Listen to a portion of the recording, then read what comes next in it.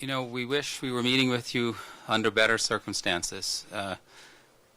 Today's decision was certainly disappointing, but in fact appalling to have this type of conclusion to this process.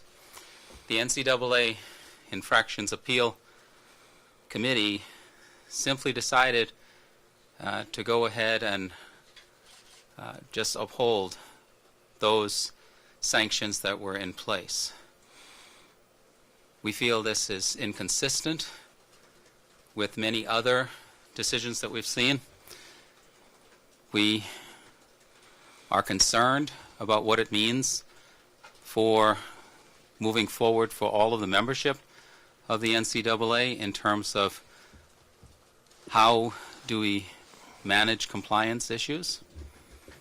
The NCAA in this decision has made it difficult for us to determine what should be done whenever there is a compliance case.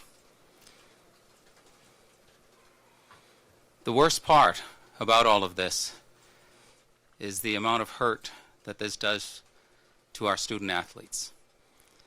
They've worked hard. They've spent their lives here getting ready for this, to be at this institution. They've worked hard whilst they're here.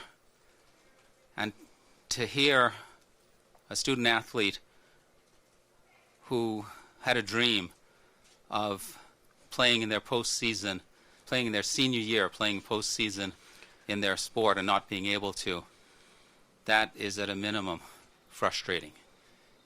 It hurts all of us, and my heart certainly breaks for them.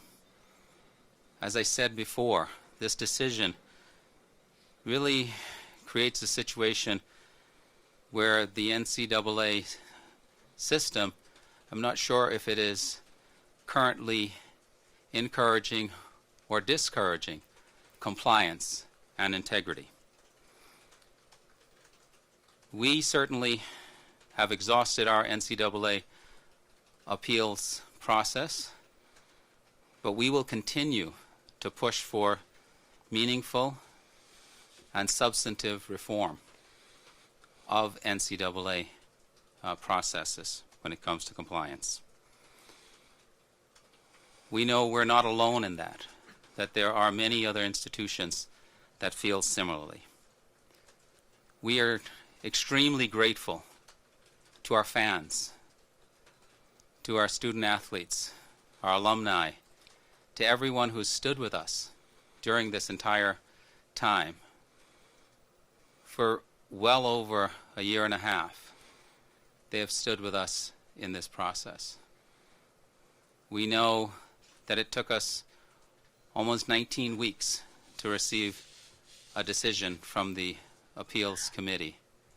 And during that time, we had unwavering support in our efforts to continue to do things with the highest integrity possible.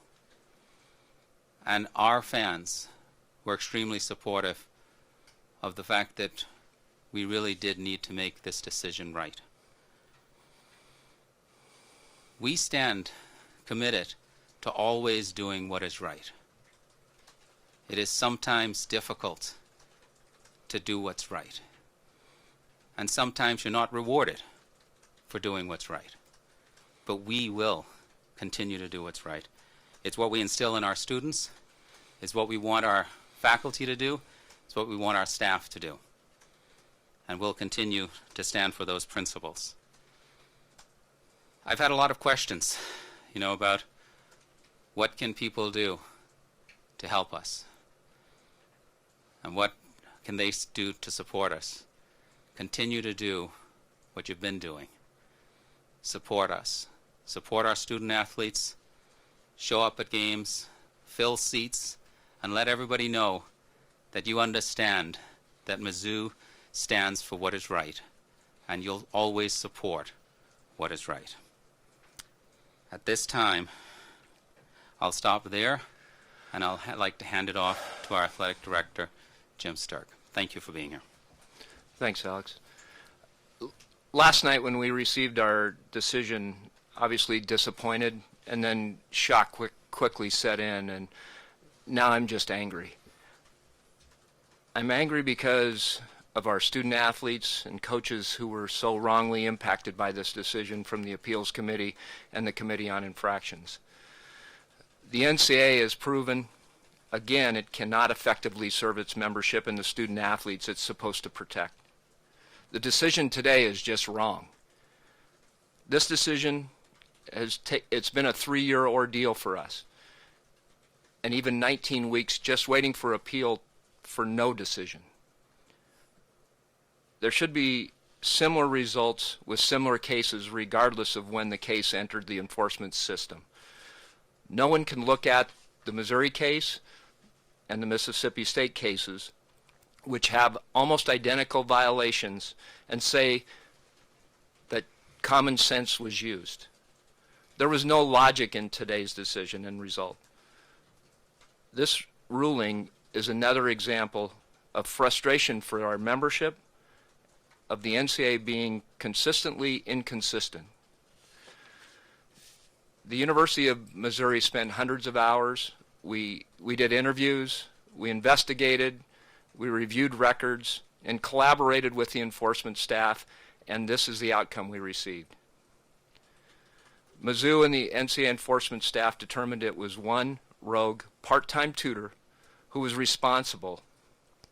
We had student athletes sit out of remaining eligibility. We had 4 of those, and received credit for exemplary cooperation from the NCAA staff. We did everything to fully meet the NCAA's expectations for Division I membership, while also being cited for a robust compliance program by the NCAA staff. So now the NCAA is penalizing 180 of our football, softball, and baseball student athletes, and does not allow them an opportunity to compete in postseason this year. I ask to the membership, to Dr. Emmert, to the NCAA staff, where is the justice in that? The NCAA had an opportunity to make it better. Our student athletes on all our campuses deserve better. We have outstanding student athletes that are representing our programs. We have and will continue to believe in our core values of respect, integrity, gratitude, humility, and together. And together we're going to move forward. We're going to compete for championships, but we will always win it right. Thank you.